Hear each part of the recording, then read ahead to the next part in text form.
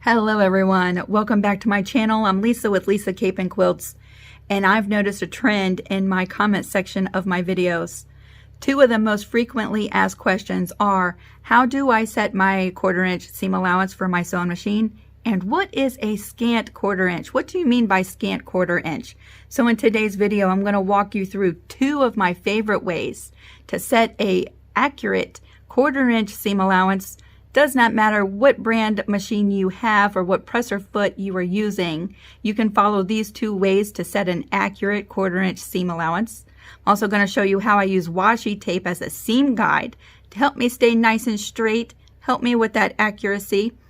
And I'm also going to go over what a scant 1/4 inch is and why you may need to use a scant 1/4 inch. And I'll show you how to test with some scraps, some 2.5 by 2.5 inch scraps, the accuracy once you have all of your needle positions set and ready to go before you start piecing.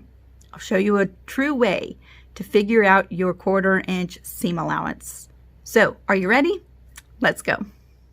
So the first way I'm going to show you how to set your 1/4 inch seam allowance is using an index card. You could use a piece of paper, a post-it note, an envelope, anything that has a nice true straight edge. We're not actually using the lines on the index card, although sometimes they measure exactly 1/4 inch, but you cannot rely on that all the time. So we're going to flip it over to the blank side of the index card.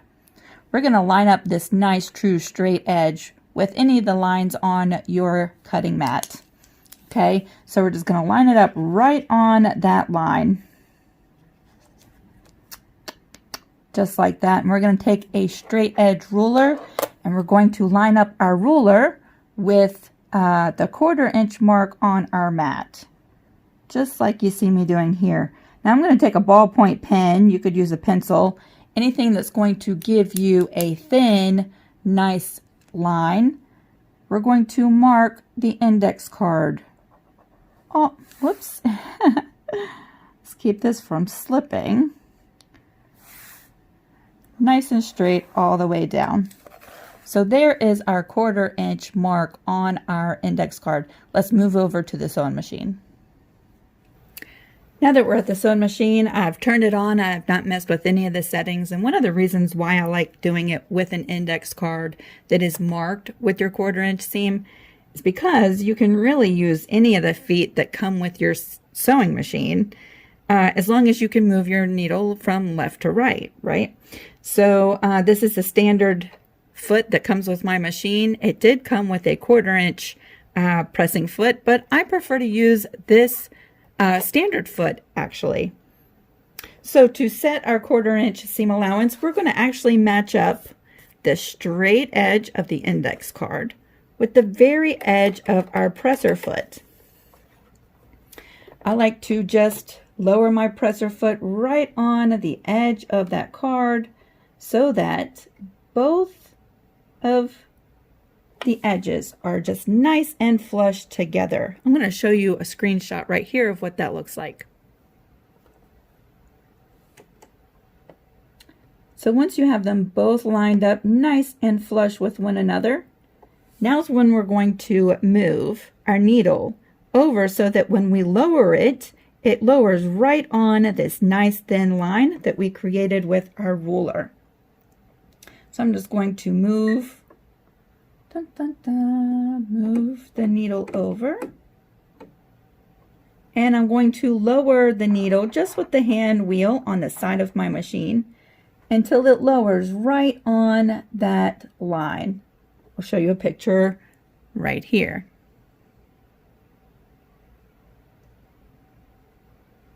Now once you have it exactly where you want it, you might want to write down the settings on a slip of paper that you can put next to your sewing machine so that you know where the needle position needs to be when using the presser foot that you prefer to give you a 1/4 inch seam allowance. Now the other way that I want to show you how to set your 1/4 inch seam allowance is just using any one of your rulers. Here I have the OmniGrid 1/4 inch ruler and then the OmniGrid, let's see, 6.5 inch square ruler. So you can use any of these to set your 1/4 inch seam allowance with any of your presser feet that you wish to use, okay? One thing I want to note before you do this, you don't want to break a needle.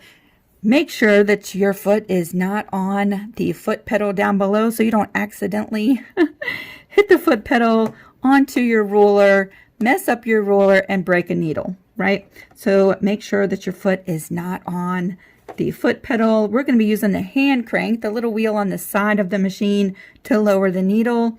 And so yeah, we don't have to worry about messing anything up. You can bring in any of your rulers, match it up to the edge of your presser foot, just like we did with the index card, right? I like to use the edge of my presser foot. I don't like using the little grids that are on the plate of my machine. I like making sure and eyeballing my fabric that I'm piecing right to the edge of my presser foot. So that is going to be my guide that I'm following. I'm just going to match up this ruler right to the edge. And then you're going to find one of the lines on your ruler that marks your 1/4 inch seam allowance, or your 1/4 inch line right there. You can then hand crank the wheel right down until your needle is lined up with one of those marks on your ruler. And it really works with any of your rulers. I actually prefer this one because I can see the line a little bit better. So I'm just going to lower my presser foot so that both edges are lined up. And now I can lower that needle right until it touches the 1/4 inch line right in the middle of this ruler. And if I need to, then I can move the needle to the left or to the right to mark that position. So we are all set there. One other tip I wanted to share with you is once you have set your 1/4 inch seam for the presser foot that you're using, you might find it helpful to go ahead and give yourself an edge, a little lip that your fabric rides next to help with accuracy while you're piecing. Just helps you keep that 1/4 inch seam nice and straight. So here I just have a roll of washi tape. You could use masking tape, painter's tape. I don't have any, so I'm using some washi tape. I've layered several layers of washi tape, one on top of the other, to form this little guide. It does, let's see, there's like 8 layers. Washi tape is so thin. There's like 8 layers here. They're just one on top of the other, but it does form a nice little edge. I'm going to lower my presser foot right down. I'm going to take this washi tape and have it right next to the edge of my presser foot. Just like that. You want both of those edges to be touching, nice and straight. And now when you're piecing your fabric, sorry, all that I have right here next to me is some black, can ride right next to that edge. Just helps you stay nice and straight as you're piecing and help you keep that accurate 1/4 inch seam allowance.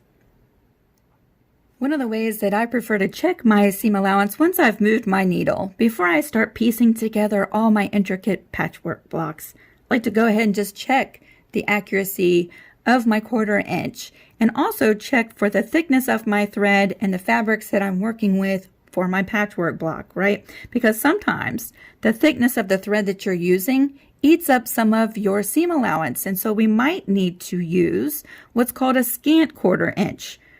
Have you ever set your 1/4 inch so accurate, you knew it was spot on perfect, and you piece together your patchwork block and it's supposed to measure 10.5 inches when you're done, but it only measures like maybe 10 inches? And you can't figure out why all of your piecing is nice and accurate and perfect? It's because the thickness of your thread and sometimes the thickness of the fabric you're working with has eaten up some of your seam allowance. So let's go ahead before we even start sewing our project for the day and check to make sure that the thread we're using, the fabric we're using, and the accuracy of where we've moved the needle in relationship to the edge of the presser foot is all accurate. So here I have 3 2.5 inch by 2.5 inch pieces of fabric. They're just scraps in my stash, and I'm going to go ahead and piece them together. We're going to sew 3 pieces right next to each other, and we're going to measure this middle piece once we're done pressing.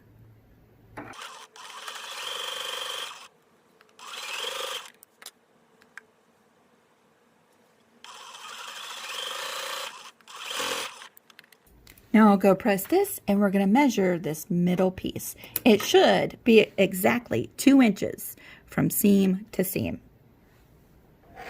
So here we are back from the iron, and we're just going to give this a measure real quick. So there we are, from seam to seam, exactly 2 inches. That gives us the perfect 1/4 inch seam allowance. I've pressed them towards the center. I usually would have pressed them out that way. But there we are. There is our accurate 1/4 inch seam allowance, nice and ready for us to start piecing together our patchwork for our block. So here's a little tip. If you just did your test piece, checking your 1/4 inch seam allowance, and your middle piece is larger than 2 inches, let's say it's a little over 2 inches, that means your seam allowance is not big enough. So you're going to need to move your needle over to the left and try again. If your middle piece is smaller than 2 inches, let's say it comes in right under 2 inches, that means that your seam allowance is bigger than it needs to be, okay? Or some of the thread is eating up your seam allowance. Maybe your fabric is a little bit thicker and is eating up some of your seam allowance. When this folds over, this little fold actually takes up a little bit of space, and so does the thread right inside there. That means you need to move your needle over to the right, okay? Your seam allowance is a little bit too big. Move your needle over to the right and try again. I really hope this is helpful for somebody out there. Thank you so much for watching my videos. We'll see you all really soon. Bye, everybody.